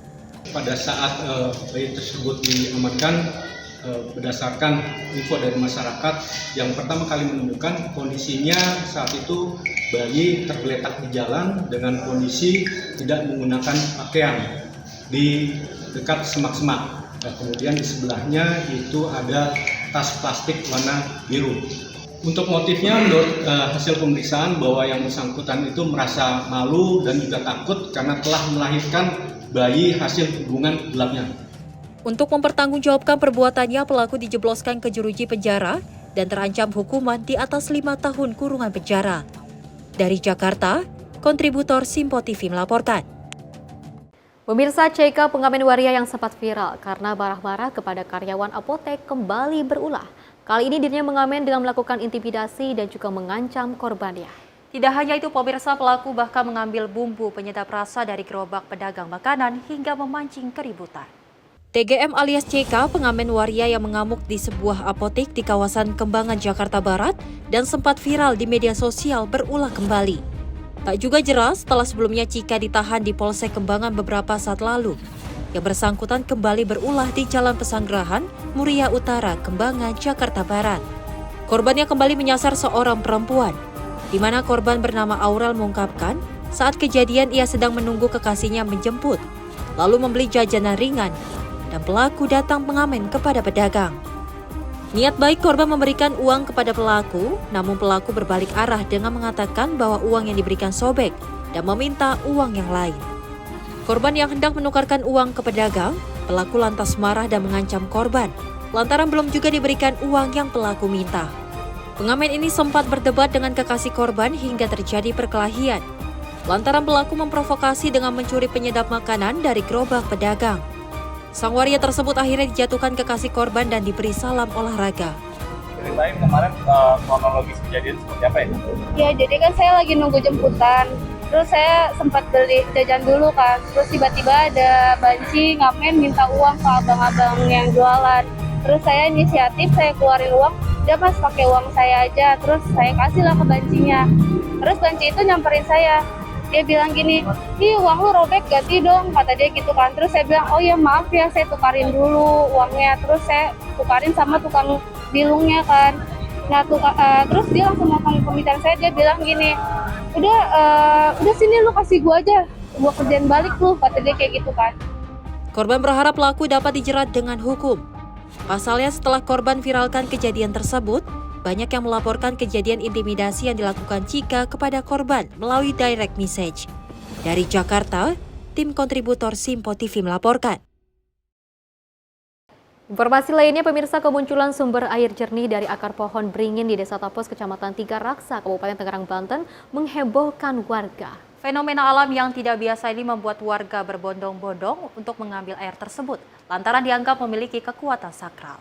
Puluhan warga tampak memadati lokasi kemunculan sumber air jernih dari akar pohon beringin di Desa Tapos, Kecamatan Tiga Raksa, Kabupaten Tangerang, Banten. Mereka tampak mengantri sambil membawa wadah seperti botol dan galon bekas untuk menampung air yang terus mengalir dari akar pohon beringin ini.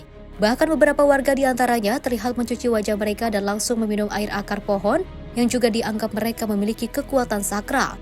Seorang warga mengatakan sumber air yang muncul dari akar pohon beringin ini ditemukan oleh seorang warga yang dikabarkan mendapatkan lokasi sumber air ini melalui mimpi. Air yang ditampung warga dari akar pohon beringin ini biasanya digunakan untuk dikonsumsi, memasak, dan keperluan rumah tangga lainnya seperti untuk keperluan wudhu.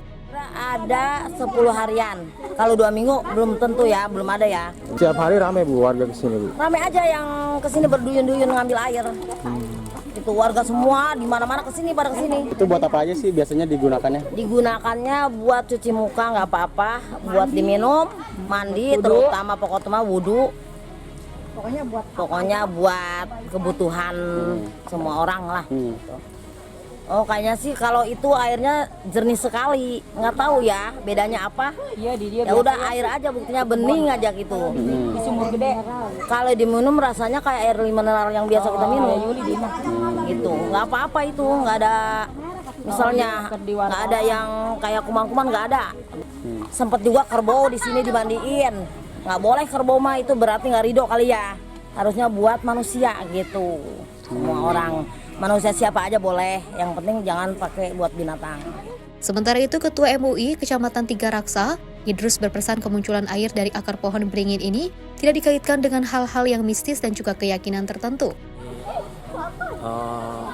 Sudah menjadikan iroda dan rahmat dari Allah Subhanahu Wa Taala. Mudah-mudahan jadi sumber air bersih dan mudah-mudahan membawa barokah ke warga setempat, khususnya Kampung Tapos, Desa Tapos.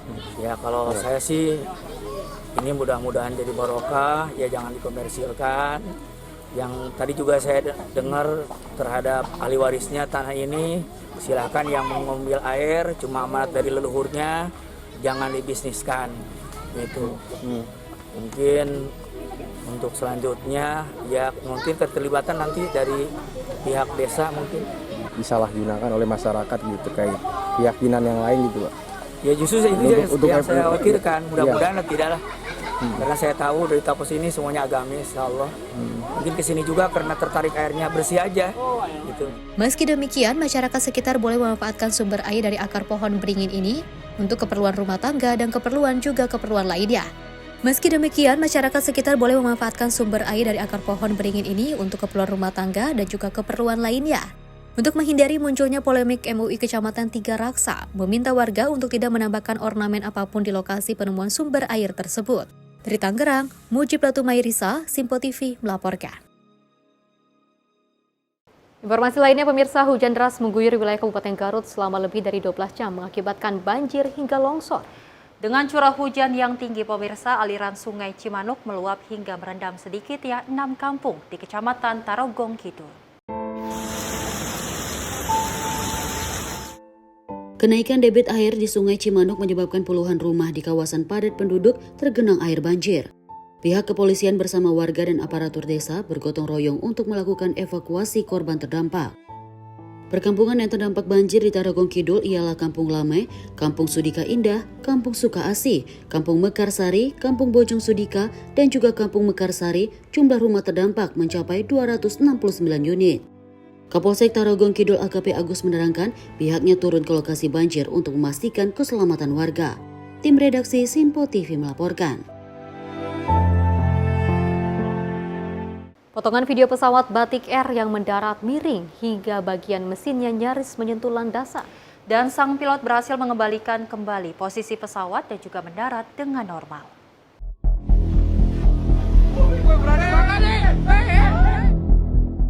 Detik-detik mencekam pendaratan miring pesawat Batik Air PKLDJ di Bandara Soekarno-Hatta terekam video warga saat hujan deras mengguyur landasan.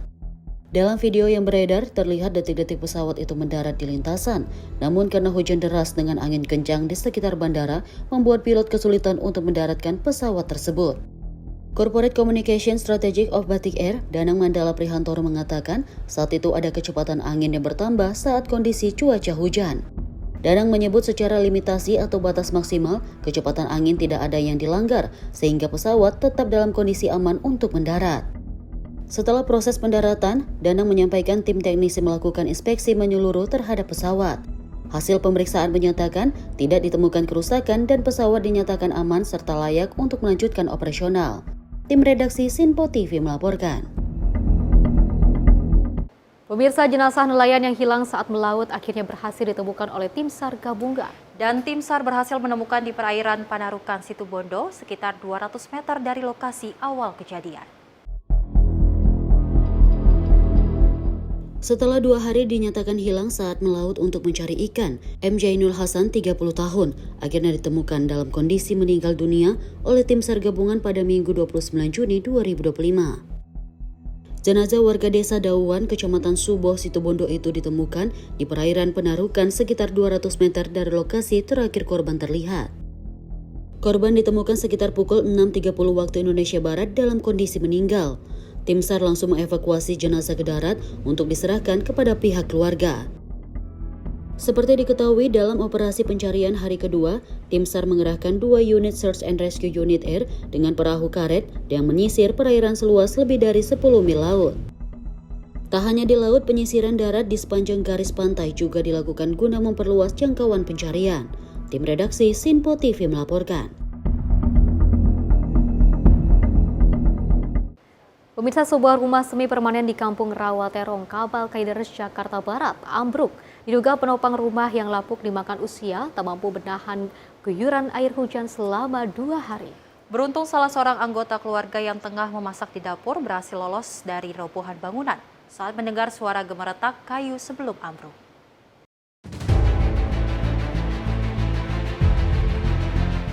Ambruknya rumah milik Guming yang berlokasi di Kampung Rawaterong, Kamal Kalideres, Jakarta Barat terjadi pada hari Minggu sore kemarin. Sejumlah tiang bangunan terlihat patah hingga membuat atap rumah nyaris menimbun area dapur dan kamar mandi. Menurut penuturan Mila, anak korban, sebelum roboh cuaca di sekitar lokasi rumah tengah diguyur hujan deras. Diduga tiang rumah yang telah lapuk dimakan usia tak mampu menahan beban hingga akhirnya ambruk. Beruntung salah seorang keluarga yang tengah memasak lolos dari maut setelah berhasil kabur keluar rumah saat mendengar suara gemeretak kayu yang patah. Kemarin sekitar jam 5:20 kan saya pergi kondangan tuh. Jadi ada orang tua gitu, mama sama anak saya yang udah berkeluarga minta ngetin sayur soto. Nah, diangetin sama goreng keripik. Pas itu lagi keadaan kompor menyala, ini bunyi kretek-kretek, langsung anak saya lari ke depan. Ini tentu terus saja api. Karena mungkin udah kemarin kan hujan mulu sama angin juga, jadi mungkin nggak kuat buat nopang rumah, namanya rumah peninggalan dari engkong, udah tua. Jadi ya rubuh seperti ini gitu, Pak. Menurut Mila, rumahnya juga sempat rusak saat peristiwa angin puting beliung yang menerjang permukiman warga beberapa waktu lalu. Untuk sementara, keluarga Mila yang berjumlah 11 orang termasuk 2 orang balita mengungsi ke rumah kerabatnya yang lain. Tim kontributor Sinpo TV melaporkan. Pemirsa, informasi tadi sekaligus mengakhiri jumpa kita. Saya Fesi Ramadi mengucapkan terima kasih dan sampai jumpa.